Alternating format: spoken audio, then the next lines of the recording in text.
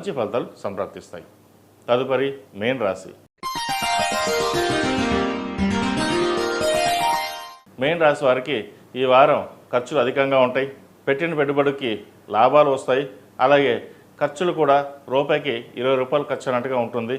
ఖర్చుల విషయంలో జాగ్రత్త వహించాలి. అయితే మీరు తీసుకున్న నిర్ణయాలు దృఢంగా ఉండాలి.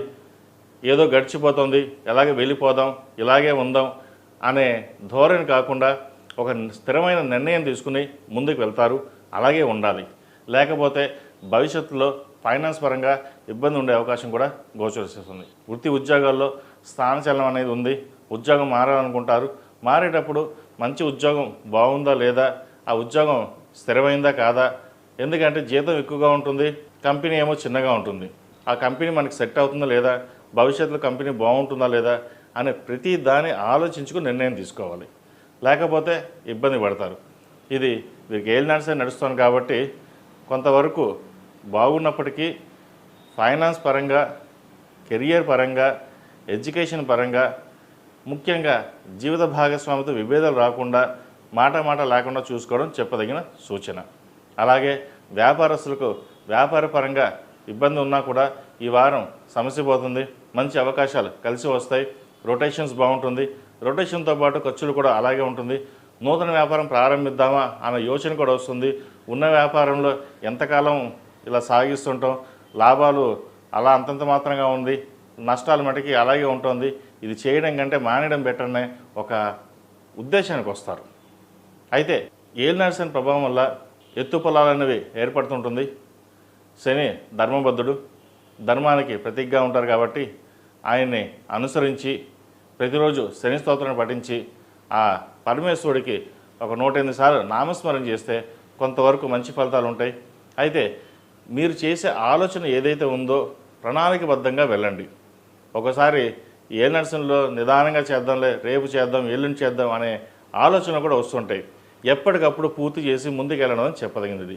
లేకపోతే నిదానంగా వెనకబడి ఉండడం కూడా ఉంటారు. కాబట్టి ఇటువంటి విషయాల్లో జాగ్రత్తలు తీసుకోవాలి. వివాహాది శుభకార్యాల విషయంలో ఘనంగా నిర్వహిస్తారు. డబ్బు ఇబ్బంది ఉండదు.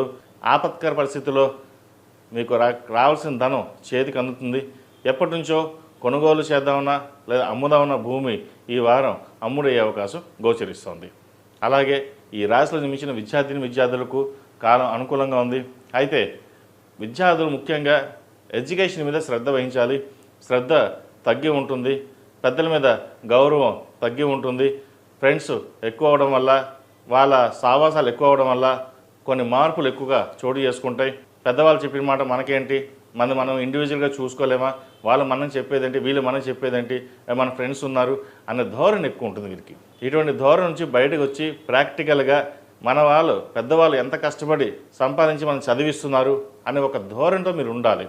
అలా ఉన్నట్లుంటేనే భవిష్యత్తు బాగుంటుంది. లేకపోతే ఇబ్బందికరంగా ఉంటుంది.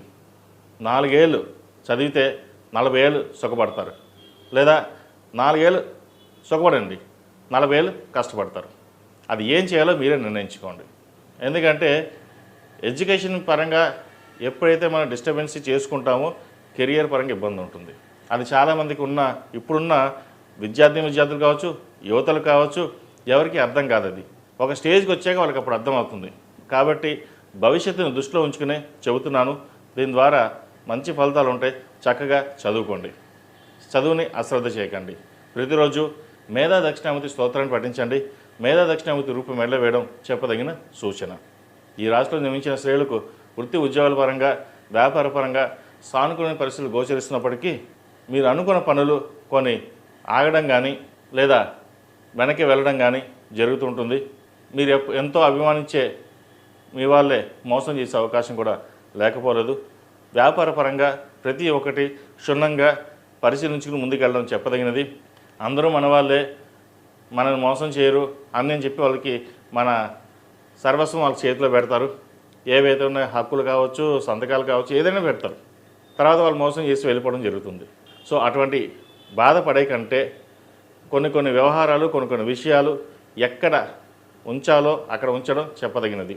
లేకపోతే మన ప్రతి విషయం, కుటుంబ విషయం కావచ్చు, వ్యాపార విషయం కావచ్చు, ఏ విషయమైనా సరే బయట వాళ్ళకి చెప్పడం వల్ల చులకన భావం ఏర్పడుతుంది. అది మీకు ఇప్పుడు తెలియకపోవచ్చు, బట్ తర్వాత తెలుస్తుంది. కాబట్టి ఇటువంటి విషయాలలో జాగ్రత్తలు తీసుకుని ముందుకెళ్ళడం చెప్పదగినది. వీరికి ఏలినాడ్స్ అని నడుస్తోంది. కొంతమందికి ఏలినాడ్స్ అని అద్భుతంగా ఉంటుంది, కొంతమంది ఏలినాడ్స్ అని కొంచెం ఇబ్బందికరంగా ఉంటుంది.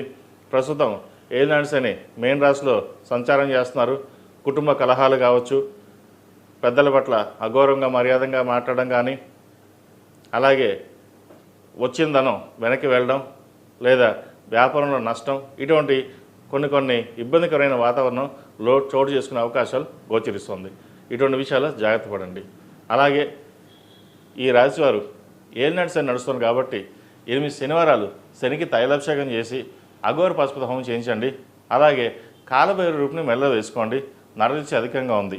అలాగే ఏదైనా పని మీద బయటికి వెళ్ళేటప్పుడు ఆదివారం కానీ శుక్రవారం నాడు కానీ వెళ్ళండి, మంచి ఫలితాలు ఉంటాయి. ఈ రాశివారు ప్రతిరోజు ప్రతినిత్యం నవగ్రహ స్తోత్రాన్ని పఠించడం, అలాగే నల్ల నువ్వుల్ని దానంగా ఇవ్వడం చెప్పదగినది. ప్రతిరోజు ప్రతినిత్యం దుర్గాదేవి అష్టోత్తరం పఠించి కుంకుమార్చన చేసినట్లయితే మరిన్ని మంచి ఫలితాలు సంప్రాప్తిస్తాయి. ఈ రాశిలో జన్మించిన వారికి కలిసి వచ్చే సంఖ్య 8, కలిసి వచ్చే రంగు తెలుపు. మేషం నుండి మీనం వరకు ఉన్నటువంటి రాశి ఫలితాలు నా పరిజ్ఞానం సంకరించే మేరకు ఈ వారం రాశి ఫలితాన్ని తెలియజేశాను. సర్వే జనా సుఖినో భవంతు.